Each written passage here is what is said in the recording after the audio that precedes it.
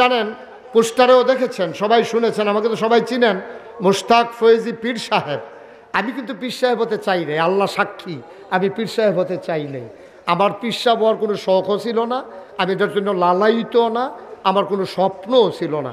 তো বলে ওইলেন কেমনে, অনেক কাহিনী, সবটা কন যেতন সংক্ষিপ্ত কইতে আসি না, কইতে আসি তো আমি, কিন্তু ওরা কনের লিখে বইয়া রয়েছি, এখানে আমার আগ্রহ দিতে আছে, দরদি দরদি।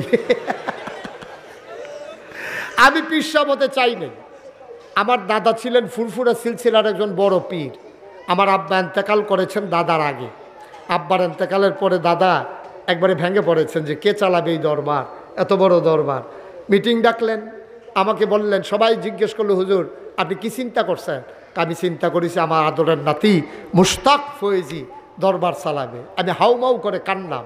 আমি বললাম, আমার বড় আপন ভাই আছে, 3 জন চাচা আছে, সবাই ডিঙ্গাই, আপনি আমারে কেন? আমি জানি কে চালাইতে পারবে, বুঝেই দিতেছি। আমি তো পীর সাহেব হতে চাই না, কারণ বাংলাদেশও আমি পীর সাহেব দেখতে দেখতে অতিষ্ঠ। অধিকাংশ পীর সাহেব দেখবো শৈলগত্রবালা, লেহাপড়াও করছে, অস্বীকার করা যাবে না, লেহাপড়া করে, আত আছে, ফাও আছে, নাক আছে, চোখ আছে, মুখ আছে, কান আছে। অটো চালাইলে 1000 টাকা কামাই করণ যায়, সিএনজি চালাইলে 1500 টাকা কামাই করণ যায়। বাংলাদেশের অধিকাংশ পীর সাহেব সিএনজিও চালায় না, অটোও চালায় না, কোনো চাকরিও করে না, কোনো ব্যবসাও করে না। এই মুড়িদার বাইত কয়দিন, হেই মুড়িদার বাইত কয়দিন, হগিন্ডি বেডি টেহা দেয়, হেই টেহাতে বইয়া বইয়া খায়। রিক্সাওয়ালায় টেহা দেয়, হেই টেহা খায়। আরে বেড়া, পারলে তুই রিক্সাওয়ালারে দে, পারলে তুই হগিন্নি বেডিরে দে, এইটাই না তোর দায়িত্ব? তুই যেহেন ফারস, এই ফাটতে ফাটতে এমন অভ্যাস হয়েছে, এ আতার উল্টায় না। কেটায় জানি দৈরামনে উল্টাই দিছি, এটা আবার বুচ্চুরই উল্টে গেছে। কেটা নাদানের একটা জাত ফদ আছে বেড়া, খাইতে এত টেহা লাগে না। মুরিদরে খালি কও দুনিয়া সারো, দুনিয়া সারো, দুনিয়া লইয়া পাগল হইও না। কথা তো ঠিক, সুন্দর কথাই কইছে। এবারে মুরিদরে দুনিয়া সারাইতেছে, আর এবারে খেত রাখতে রাখতে নিজের গ্রাম হালাইয়া আরেক গ্রামও ঢুকালাইছে। ঠিক কিনা কও? আসেনি রে কারবার? এই হলো বাংলাদেশ। আমি এটি দেখতে অতিষ্ঠ গেছি। দাদা আমার ফিরানি লাগতো না, আমি মাপ চাই, আমি ফিরসা বইতাম চাই না। দাদাই কয় না, তুমি যেই রকম চাও আমি সেই রকম ফিরে বানাইতাম চাই। সুবহানাল্লাহ বলবেন না? আমারে দাদাই মাত্র 9 শতক জমিন দিছি। কয় শতক? আমি জমিন কিনা শুরু করলাম, আমি কিনছি 1800 শতক। কয় শতক? 18 শতক। আরে 100 এ পথ বড় কঠিন পথ বাবা। এ পথে যারা চলেছে তারা জীবনে চামড়া লইয়া যাইতে পারছে না, কাফল লইয়া যাইতে পারছে না, মাথার টুপি লইয়া যাইতে পারছে না। এই পথে চলতে গেলে কাফের বেদিনেরা, ইসলামের দুশ্মনেরা তোমাকে ছেড়ে দেবে না। ঠিক কিনা কর? 1500 বছর আগে নবী যখন দাওয়াত দিছে, তখন নবীতে মক্কায় থাকতে দিছে নাকি? কই আমরা নহলের কোনো মানুষ, এখান থেকে কেউ যাওয়া লাগে নাই। আপনার নহল সমূহের একটা লুকও ফন্ডারফুল যাওয়ান লাগছে না। ফন্ডারফুলের একটা লুকও ইসলাম মানার কারণে নহল আসা লাগে নাই। মুরাদনগরের কোনো লোক দেবিদ্দার যাওয়া লাগে নাই, দেবিদ্দারের কোনো লোক মুরাদনগর আসা লাগে নাই। অথচ নবীজি যখন দিনের দাওয়াত দিয়েছেন, তিনি থাকতে পারলেন না মক্কায়, তাকে চলে যাওয়া লাগলো মদিনায়। ঠিক কিনা কন? এটা কি বানানো গল্প না সত্য কথা? এটা কি বানানো গল্প না সত্য ইতিহাস? সত্য ইতিহাস হচ্ছে নবীর জন্ম মক্কায়, শৈশব মক্কায়, কৈশোর মক্কায়, তারুণ্য মক্কায়, যৌবন মক্কায়, বিয়ে করলেন মক্কায়, নিজের বাড়ি মক্কায়, শ্বশুর বাড়ি মক্কায়, মেয়ে বিয়ে দিলেন মক্কায়, বেআইর বাড়ি মক্কায়, ব্যবসা করলেন মক্কায়, লেনদেন করলেন মক্কায়। তিনি থাকতে পারলেন না মক্কায়, চলে যাওয়া লাগলো মদিনায়। ঠিক কিনা কর? তুমি আর তোরা লাট সাপ হইছো নাগাইশের বিশ্বাস, তুমি তো নাগাইশ সেইটা দিয়ে আরেক গ্রামও যাওন লাগে না। কারণ যাওন লাগে না কেড়ে, আমারও যাওন লাগলো। আমরা আলু মার্খা মুসলমান হয়ে গেছি, হুটকি তো লাগে, গুস্ত তো লাগে। ঠিক কিনা কর?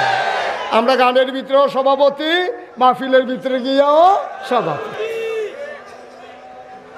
কে বুঝাইব কারে? কন কে বুঝাইব কারে? আমরা গানও সভাপতি, মাহফিলেও সভাপতি। তো এটা হইলে তো সকলে পারে।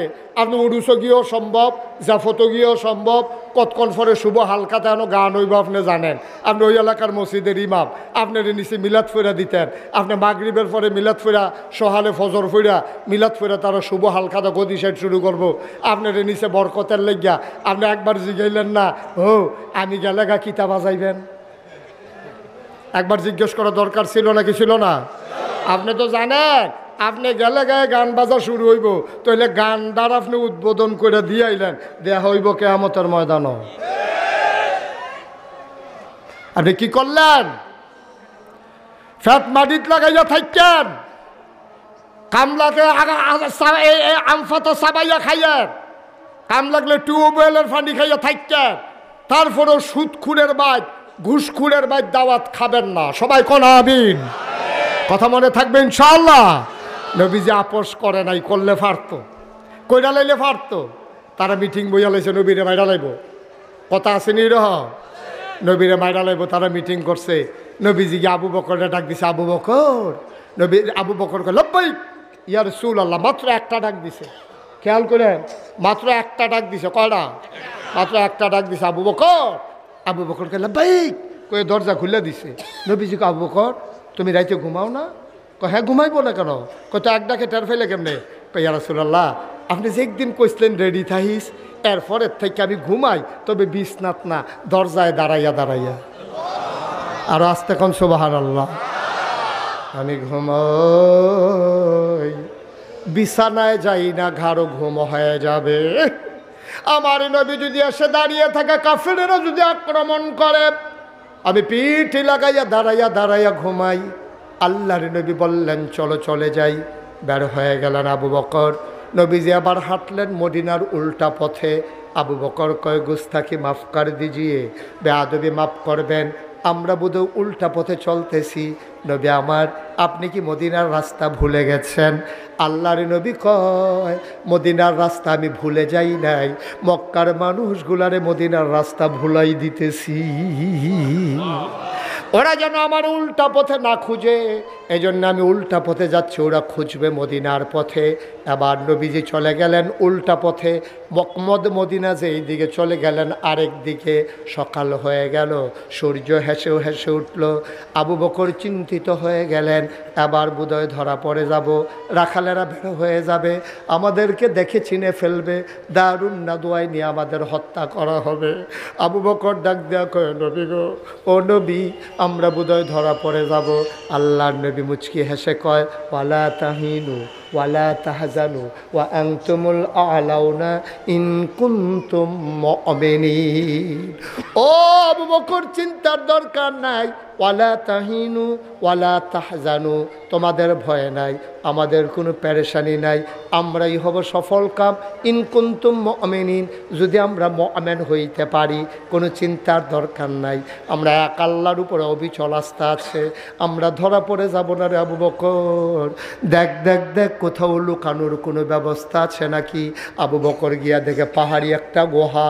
এবার নবীজি ঢুকতে চাইলেন, আবু বকর সামনে হাত ছড়িয়ে দাঁড়ালেন, গুস্তাকি মাফ কর দিজিয়ে ইয়া রাসূলুল্লাহ, আপনি গুহার ভিতরে ঢুকবেন না। কয় কেন ঢুকবো না? কয় ঢুকবো আমি আগে। কয় কেন তুমি আগে ঢুকতে চাও? কয় গুহার ভিতরে সাপ থাকতে পারে, বিচ্ছু থাকতে পারে, আপনারে কামড়ে দিতে পারে, এই জন্য আমি আগে দেখে আসি।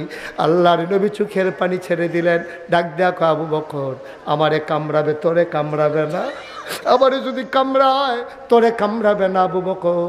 নবীর চোখ বেয়ে বেয়ে পানি পড়তেছে, কলজা বড় নবীর মায়া।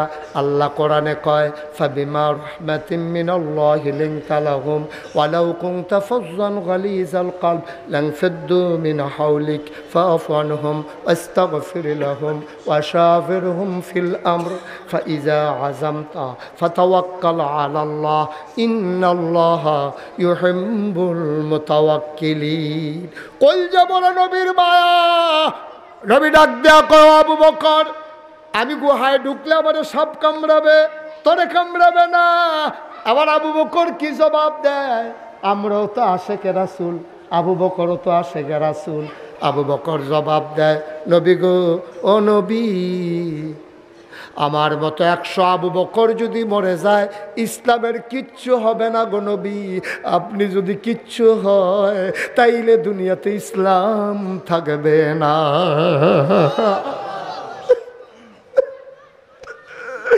আমার মতো 100 আবু বকর যদি মরে যায় কিচ্ছু হবে না ইসলামের। আপনি না থাকলে ইসলাম থাকবে না গো নবী। আমাকে আগে যাইতে দিন, আবু বকর আগে ঢুকলেন, সব দেখে শুনে তিনি বাইরে এসে বললেন, আহলান সাহলান মারহাবা, মোস্ট ওয়েলকাম, এই গুহার ভিতর আপনাকে স্বাগতম। নবী ঢুকলেন, বললেন, মাশাআল্লাহ সুন্দর গুহা। আবু বকর ক্লান্ত পরিশ্রান্ত দেহ, একটু আরাম নিতে মন চায়। আল্লাহর নবী বললেন, আর আবু বকর আসন পেতে বসে গেলেন। আল্লাহর নবী কুলে মাথা রেখে শুয়ে পড়লেন, আলতু করে হাত বুলিয়ে দেয় আবু বকর, চুলের মাঝে বিলি কেটে দেয়। আবু বকরের আদর পেয়ে নবী ঘুমিয়ে পড়লেন। আবু বকর তাকাইয়া দেখে গুহার চতুর্দিক দিয়ে শুধু গর্ত আর গর্ত, সাপের জিহ্বা দেখা যায়।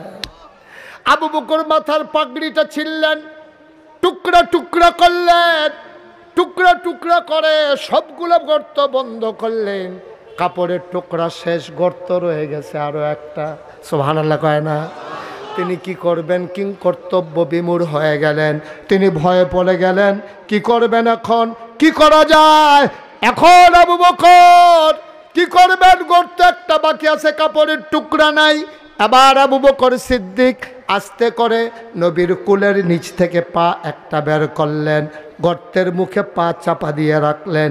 বিষাক্ত সাপ বের হতে না পেরে আবু বকরের পায়ের ভিতরে ধ্বংসন করলেন। শরীরটা নীল হয়ে গেল, একেবারে চোখ দুইটা লাল হয়ে গেল। আবু বকরের বিষের যন্ত্রণায় ছটফট শুরু করে দিলেন, ঠুট্টারে দাঁত দিয়া কামড়ে ধরলেন। আওয়াজ বের হয়ে গেলে, আওয়াজ যদি বের হয়ে যায় তাইলে আমার নবীজির ওই যে কি কয় ঘুম ভেঙে যাবে। এবার ঠোঁট দিয়া চাপড় কামড় দিয়া তে ঠোঁটটারে দাঁত দিয়া কামড়ে ধরে তিনি আবার আটকে দিলেন। ওকে জি, ঠোঁট দিয়ে কামড়ে ধরলেন। আবু বকর সিদ্দিক তার ঠোঁট দিয়া কামড়ে ধরে তিনি কান্নার আওয়াজ থামালেন। মুফাসসিরিনে কেরাম, মুহাদ্দিসিনে কেরাম কয়, ও আবু বকর আওয়াজ থামাইবা দাঁত দিয়া কামড়াইয়া, চোখের পানি থামাইবা কি দিয়া? আওয়াজ থামানো যায়, চোখের পানি তো থামানো যায় না। আবার টপ টপ করে আবু বকরের 2 ফোঁটা চোখের পানি নবীর গাল মুবারকে পড়ে গেল।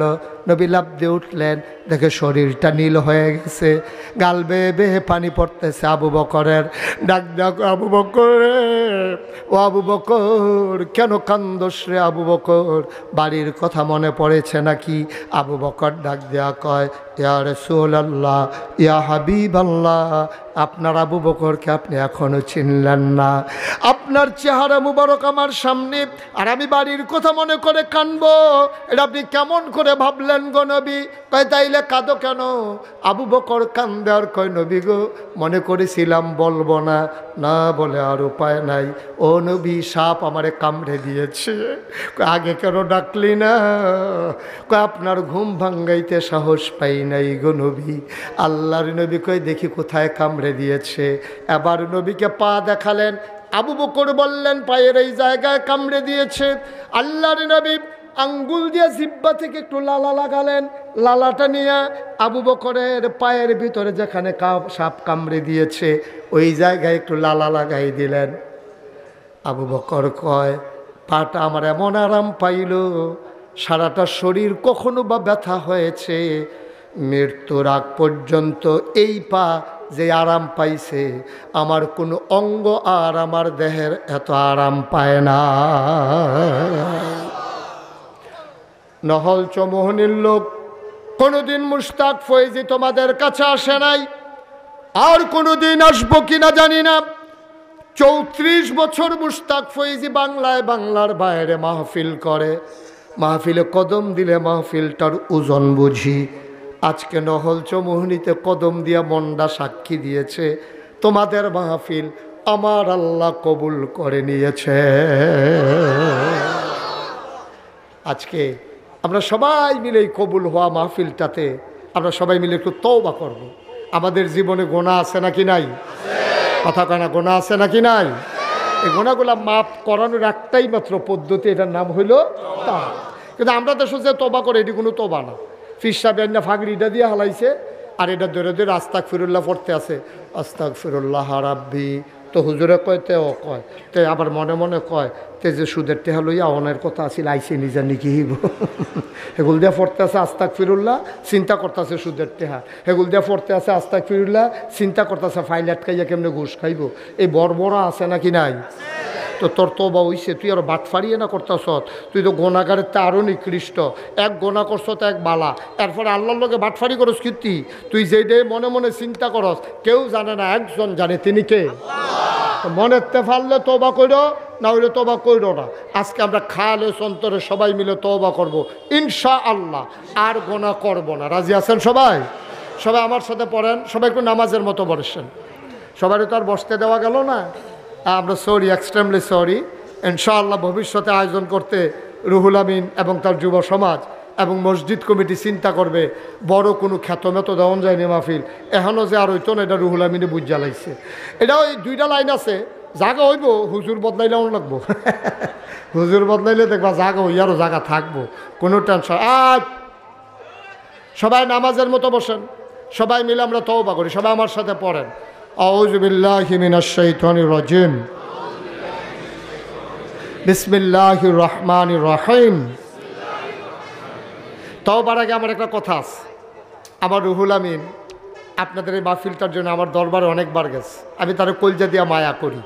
মায়া করার কারণ আছে, এই ছোটো বয়সী ইসলামের পথে চলতে চায়, সমাজে ইসলামকে সমাজের রঙে এই ইসলামের রঙে সমাজ রাঙাতে চায়। এজন্য দীপ্ত শপথ গ্রহণ করে সামনের পথ চলাকে পিচ্ছিল করে নিয়েছে, কণ্ঠকাকীর্ণ করে নিয়েছে, কুসুমাস্তীর্ণ করতে পারে নাই। এ পথে চলতে গেলে ঝামেলা হয়, এই ঝামেলা নিয়েই এই অল্প বয়সে এগিয়ে যাচ্ছে। আমরা সবাই মিলে দোয়া করি আল্লাহ যেন তারে কবুল করে। আরও যারা এই মাহফিলের সাথে জড়িত, আরও যারা দিন কায়েমের পথে জড়িত, আল্লাহ সবাইকে যেন কবুল করে। সবাই পড়ে না আমিন, জোরে পড়ে না আমিন। আপনারা জানেন, পোস্টারেও দেখেছেন, সবাই শুনেছেন, আমাকে তো সবাই চিনেন, মুশতাক ফয়েজি পীর সাহেব। আমি কিন্তু পীর সাহেব হতে চাই নাই, আল্লাহ সাক্ষী, আমি পীর সাহেব হতে চাই নাই। আমার পীর সাহেব হওয়ার কোনো শখও ছিল না, আমি এটার জন্য লালায়িত না, আমার কোনো স্বপ্নও ছিল না।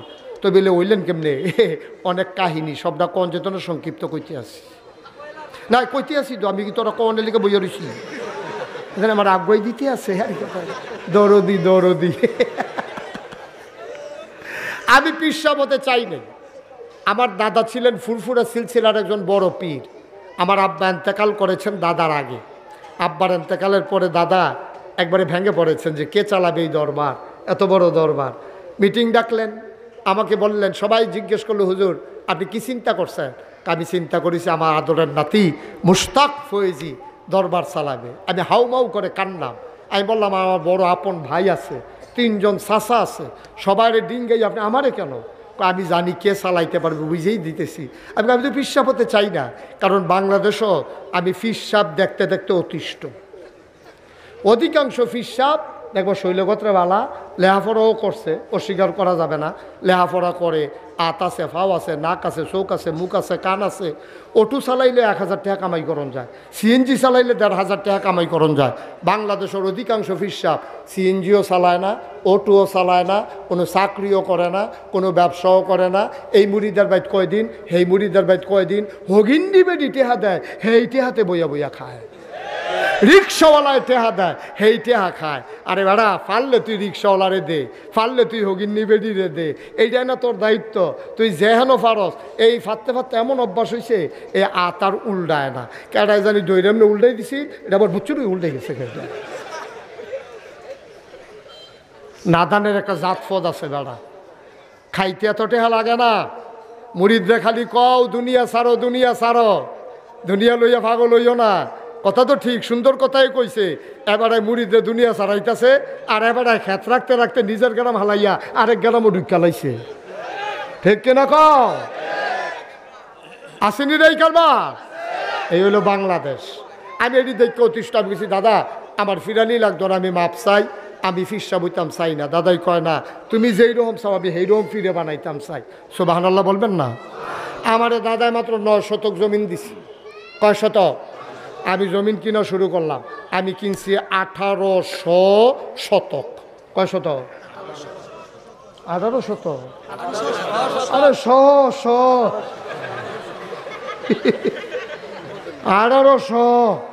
কত?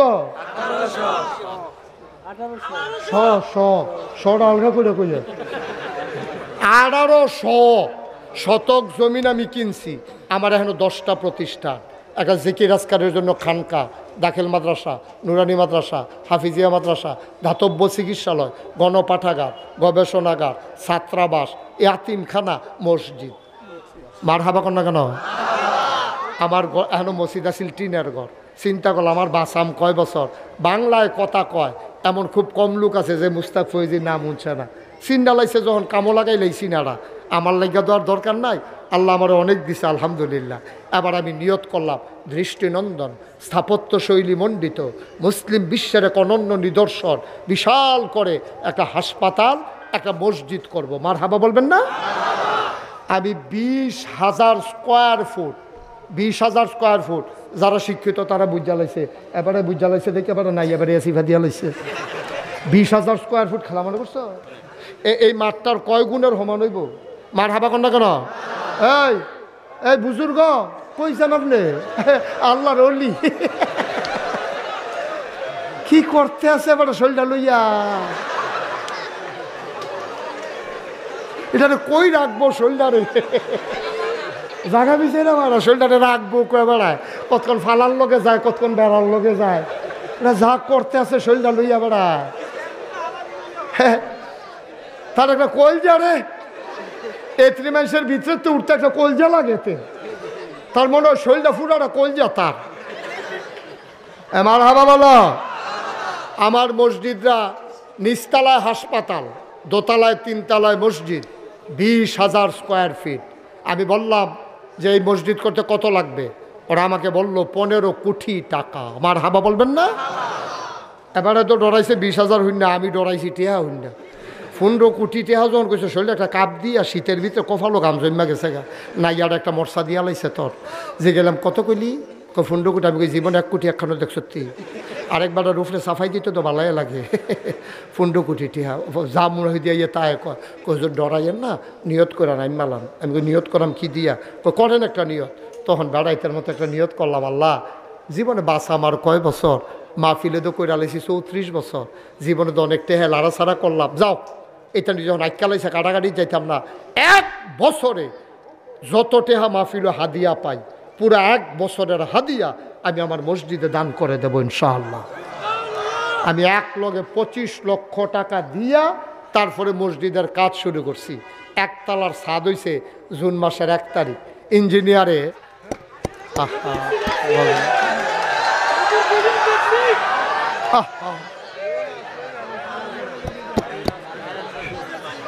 কারেন্ট চলে গেছে না?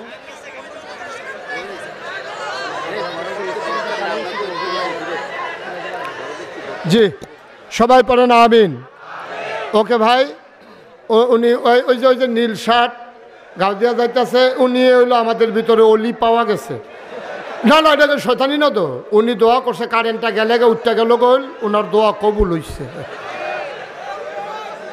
হ্যাঁ ওনার দোয়া কবুল। উনি দোয়া করছে, আল্লাহ এমনি তো যাইতাম পারতাছি না, কারেন্টটা গেলে উঠলাম ওই তো, আল্লাহ এবার দোয়া কবুল করছে। তো এবার আল্লাহর অলি না খেলা মনে করছে এবার। আমার হাবা বলো। আমার 1 তলার ছাদ হয়েছে জুন মাসের 1 তারিখ।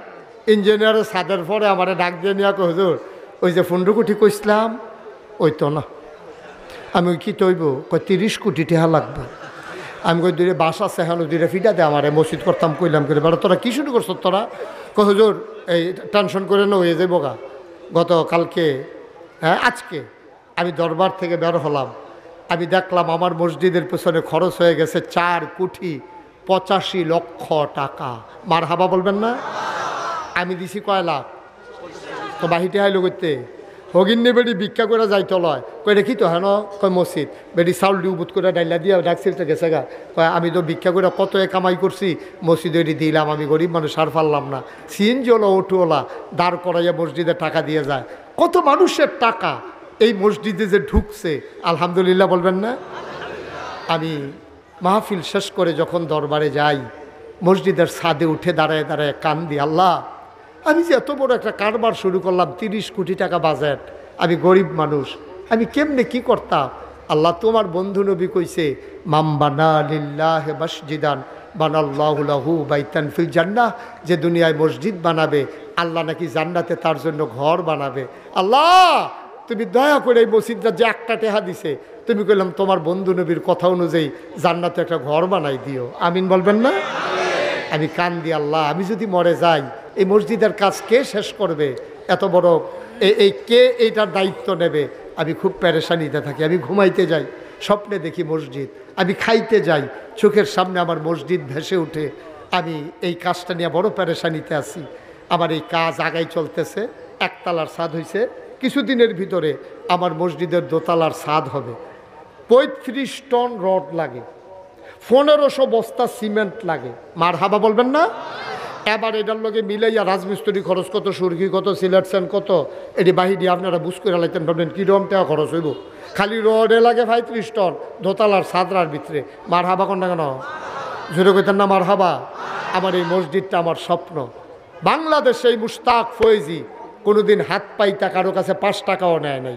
কেউ প্রমাণ দিতে পারবে না যে আমি হাত পাইতা কারো কাছ থেকে টাকা নিছি। কিন্তু আমার এই মসজিদ আমার স্বপ্ন। আমার স্বপ্ন আমাকে ঘুমাতে দেয় না। সুতরাং এই মসজিদ যেন, আপনার মুরাদনগরের মানুষ, আমরা কুমিল্লা এক জায়গার মানুষ, আপনারা অনেকেই গিয়ে হয়তো দেখেও আসছেন আমার মসজিদ। সবাইকে দাওয়াত দেখে আসবেন, সবাই দোয়া করবেন।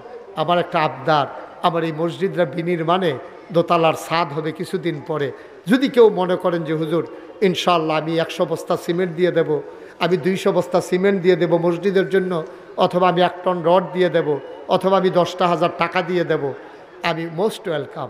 আহলান সাহলান মারহাবা, আমার মসজিদ আপনাকে স্বাগতম। আছেন কেউ যে হুজুর ইনশাআল্লাহ আমি 5,000 টাকা নগদ দিলাম, পরবর্তীতে ইনশাআল্লাহ 100 বস্তা সিমেন্ট দিয়ে দেব, অথবা 200 বস্তা সিমেন্ট দিয়ে দেব। এখানে হাজার হাজার জনতা হাজির হয়েছেন। সবাই মিলে একটু সহযোগিতা করলে আমার জন্য, আমার মসজিদটার জন্য বিরাট উপকার হবে।